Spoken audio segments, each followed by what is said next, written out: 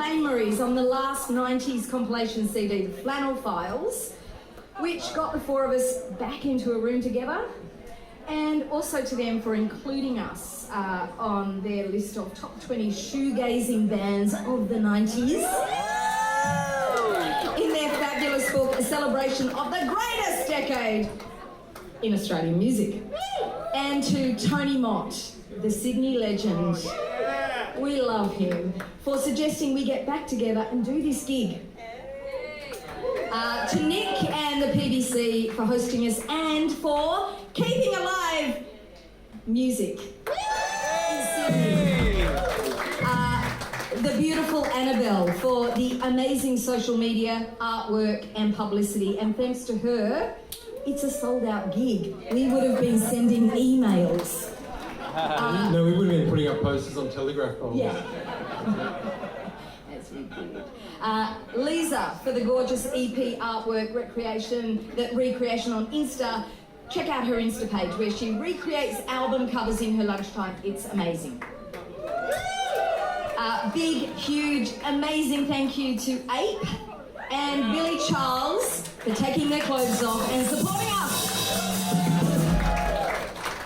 Big thank you to Yoshi, Finn and Arlo for providing guitar support and vocals, to the old crew, Tam for the chicken soup, and Francis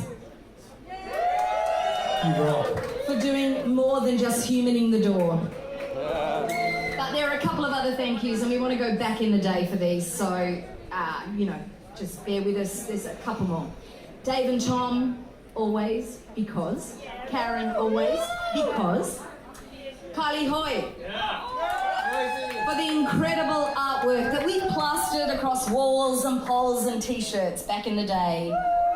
Nick for the web page and the gig photos back in the day. Thank you, my friend. Marcus and Fraser for making our songs into CD realities with very little money.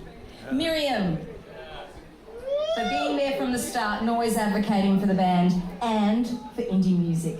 You're a legend. Tony Mott for making us look cool in our band pics as he regaled us with stories about photographing the Rolling Stones. We were indeed in rock and roll heaven that particular day and thought we had sort of just made it just because we were in his lounge room. So the journos in the street press who were always so insanely supportive of us, Sasha Molotores and Bernard Zool from the Sydney Morning Herald and Kathy McCabe from the Telly. These guys wrote articles about us. We were a little indie DIY band eschewing all of that, mainstream stuff.